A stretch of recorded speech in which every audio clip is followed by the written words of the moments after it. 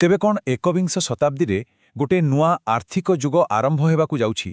ଏମିତି ଏକ ଯୁଗ ଯେଉଁଠି ଭାରତ କାହା ଆଗରେ ମୁଣ୍ଡ ନୁଆଉନି, ବରଂ ଦୁନିଆର ଦ୍ୱିତୀୟ ବଡ଼ ଶକ୍ତି ସହିତ କାନ୍ଧରେ କାନ୍ଧ ମିଶେଇ ସମାନ ସ୍ତରରେ ବସି ବୁଝାମଣା କରୁଛି। ହଁ, ଆମେ କଥା ହେଉଛେ ଭାରତ ଆଉ ୟୁରୋପୀୟ ସଂଘ ଭିତରେ ହେଇଥିବା ସେହି ଐତିହାସିକ ଚୁକ୍ତି ବିଷୟରେ, ଯାହାକୁ କୁହାଯାଉଛି ମଦର ଅଫ୍ ଅଲ୍ ଡିଲ୍ସ। ତେବେ ଆସନ୍ତୁ ବୁଝିବା ଏହା ପ୍ରକୃତରେ କ'ଣ।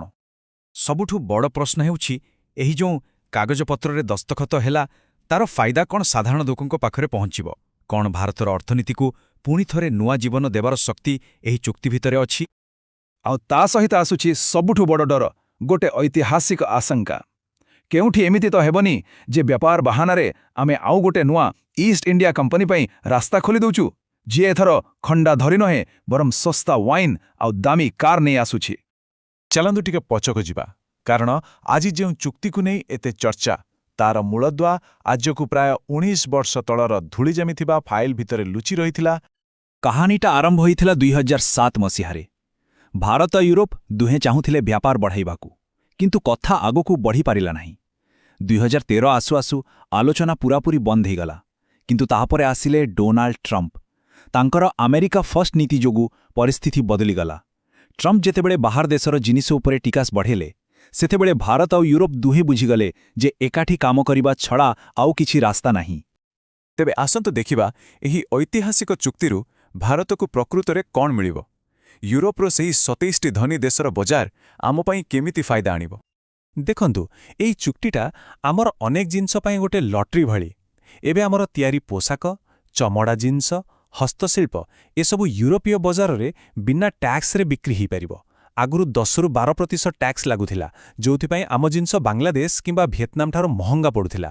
ଏବେ କିନ୍ତୁ ଆମେ ସେମାନଙ୍କ ସହିତ ସମାନ ସ୍ତରରେ ଲଢ଼େଇ କରିପାରିବା। ଏହି ଉଦାହରଣଟିକୁ ଟିକେ ଦେଖନ୍ତୁ। କଳ୍ପନା କରନ୍ତୁ, କୋଲାପୁର ଜଣେ ସାଧାରଣ ଚପଲ କାରିଗର ଯେ 100 ଟଙ୍କାର ଜୋତା ପାଇଁ 17 ଟଙ୍କା ଟିକ୍ସ ଦେଉଥିଲେ, ଏବେ ଯେତେବେଳେ ସେହି ଟିକ୍ସ ଶୂନ୍ୟ ହୋଇଯିବ, ତାଙ୍କର ଲାଭ ସିଧାସଳଖ ବଢ଼ିଯିବ।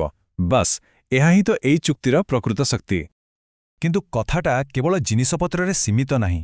ଏହା ଭାରତର କୁଶଳୀ ଲୋକମାନଙ୍କ ପାଇଁ ଆଉ ଟେକ୍ କମ୍ପାନୀମାନଙ୍କ ପାଇଁ ବି ଗୋଟେ ବହୁତ ବଡ଼ ସୁଯୋଗ। ଏବେ ଆମ ଡକ୍ଟର, ନର୍ସମାନେ ୟୁରୋପରେ ସହଜରେ କାମ କରିପାରିବେ, ଆଉ ଆମ ଆଇଟି କମ୍ପାନୀଗୁଡ଼ିକୁ ମିଳିବ ଡାଟା ସୁରକ୍ଷାର ସ୍ୱୀକୃତି, ଯାହା ଗୋଟେ ଡିଜିଟାଲ ଭିସା ଭଳି କାମ କରିବ। ଏହା ବ୍ୟବସାୟକୁ ବହୁତ ସହଜ କରିଦେବ। ହେଲେ ଏହି ଖେଳଟା ଏକପାଖିଆ ନୁହେଁ। ୟୁରୋପ କିଛି ଦାନଧର୍ମ କରିବାକୁ ଏଠାକୁ ଆସିନି, ସେମାନେ ବି ନିଜ ସ୍ୱାର୍ଥ ପାଇଁ ବହୁତ କିଛି ହାସଲ କରିଛନ୍ତି। ଦେଖନ୍ତୁ, ମର୍ସିଡିଜ୍, BMW କିମ୍ବା ଅଡି ଭଳି ୟୁରୋପୀୟ କାର୍ ଉପରେ ଯେଉଁ 100% ଟ୍ୟାକ୍ସ ଲାଗୁଥିଲା, ତାହା ଧୀରେ ଧୀରେ କମି 10% ହୋଇଯିବ। ଏହାର ଅର୍ଥ ପ୍ରତିବର୍ଷ ପ୍ରାୟ 2 ଲକ୍ଷ ୟୁରୋପୀୟ କାର୍ ଏହି କମ୍ ଟ୍ୟାକ୍ସ ଦେଇ ଭାରତକୁ ଆସିବ। ଆଉ ଏହାର ପ୍ରଭାବ କେବଳ କାର୍ ଭିତରେ ସୀମିତ ରହିବନି। ୟୁରୋପୀୟ ୱାଇନ୍, ଅଲିଭ୍ ତେଲ, ଭଲ କ୍ୱାଲିଟିର ଚିଜ୍ ଆଉ ଚକୋଲେଟ୍ ଏସବୁ ଜିନିଷ ଭାରତୀୟ ବଜାରରେ ବହୁତ ଶସ୍ତା ହୋଇଯିବ। ଆଉ ଏଇଠି ଆରମ୍ଭ ହେଉଛି ଆମ ଦେଶୀ କମ୍ପାନୀମାନଙ୍କ ପାଇଁ ପ୍ରକୃତ ଅଗ୍ନି ପରୀକ୍ଷା।